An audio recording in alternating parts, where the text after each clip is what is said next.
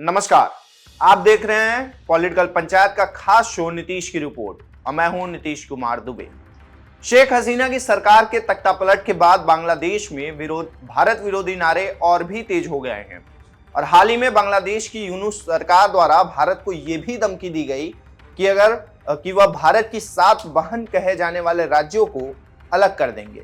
बांग्लादेश के इस बयान से भारत ने भी सख्त कदम उठाए हैं और उसने बांग्लादेश में भारत विरोधी गतिविधियों पर नजर और तेज कर दी है। आप हमें कमेंट बॉक्स में बताइए कि एक ऐसा देश जिसको जुमा 50 साल हुए हैं आजाद हुए, जो भारत से 3 तरफ से घिरा हुआ है, क्या वह भारत से इन विरोधी बयानों से जीत पाएगा?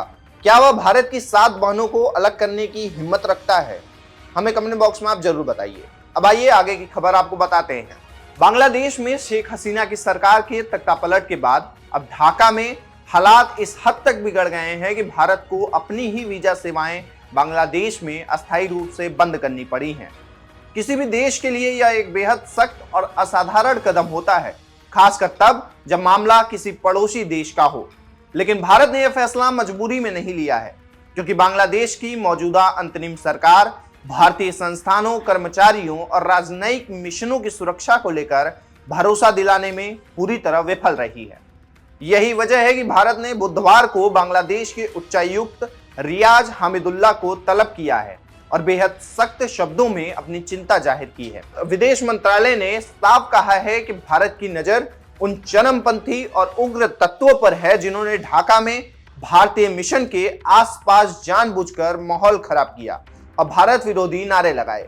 ढाका की सड़कों पर जो कुछ हुआ, यह बांग्लादेश की मौजूदा सरकार पर और भी बड़े सवाल खड़े कर देता है। जुलाई वीक यानी जुलाई यूनिटी के बैनर तले सैकड़ों प्रदर्शनकारी भारतीय उच्चायोग के आसपास खुलेआम भारत विरोधी नारे लगाते हुए नजर आए। इन प्रदर्शनों में भारत पर बांग्लादेशी विरोधी साजिश का आरोप लगाया गया और पूर्व प्रधानमंत्री शेख हसीना की वापसी की मांग भी उठाई गई है। और यह उस दौर में हो रहा है जब बांग्लादेश की कमान मोहम्मद यूनुस के नेतृत्व वाली सरकार के हाथों में है। भारत में एक बड़ा वर्ग यह मानता है कि मोहम्मद यूनुस और उनसे जुड़े राजनीतिक व वैचारिक समूह या तो इन प्रदर्शनों को समर्थन दे रहे हैं या फिर जानबूझकर इसको नजरअंदाज कर रहे हैं।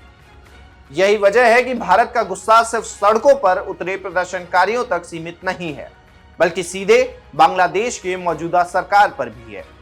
यह समझना जरूरी है कि अंतर्राष्ट्रीय कूटनीति में यह कोई छोटी बात नहीं होती है।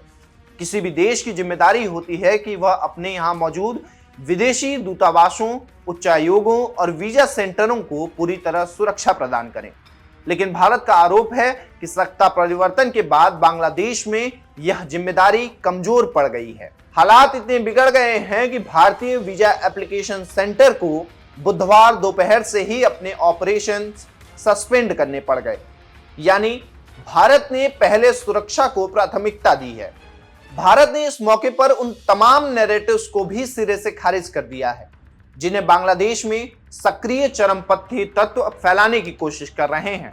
भारतीय विदेश मंत्रालय ने साफ कहा कि मोहम्मद यूनुस की सरकार द्वारा हालिया घटनाओं को लेकर न तो कोई निष्पक्ष और गहन जांच की गई और न ही भारत के साथ कोई ठोस सबूत साझा किए गए। यह रवैया भारत को स्वीकार्य नहीं है।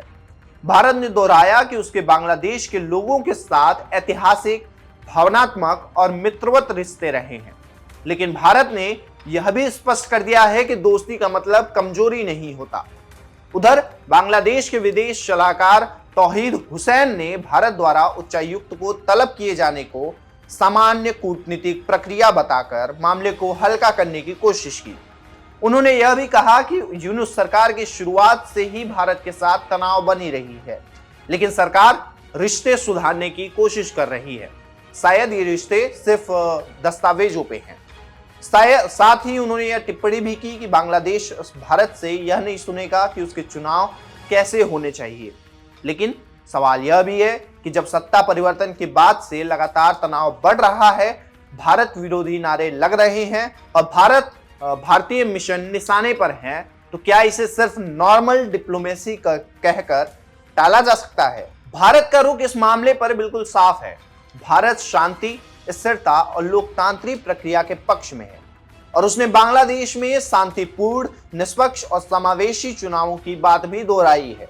लेकिन भारत ने यह भी साफ कर दिया है कि वह अपने नागरिकों और राजनयिक प्रतिष्ठानों की सुरक्षा से किसी भी कीमत पर समझौता नहीं करेगा। सत्ता बदली है लेकिन जिम्मेदारियां नहीं बदली हैं।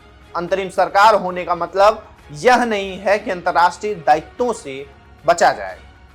आज यूनूस सरकार के सामने सीधा सवाल है, क्या वह भारत विरोधी राजनीति को अपनी आंतरिक राजनीति का जरिया बनाता रहेगा?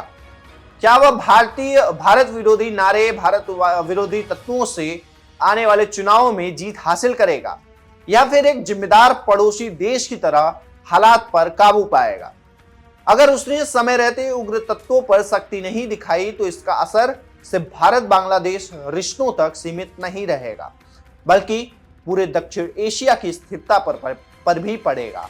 वीडियो आपको कैसी लगी हमें कमेंट बॉक्स में जरूर बताएं। अगर आपको वीडियो अच्छी लगी हो तो इसको लाइक और शेयर भी कर दें। अगर आप चैनल पर नए हैं तो इसको सब्सक्राइब करना ना भूलें। आप देख रहे थे नीतीश की रिपोर्ट।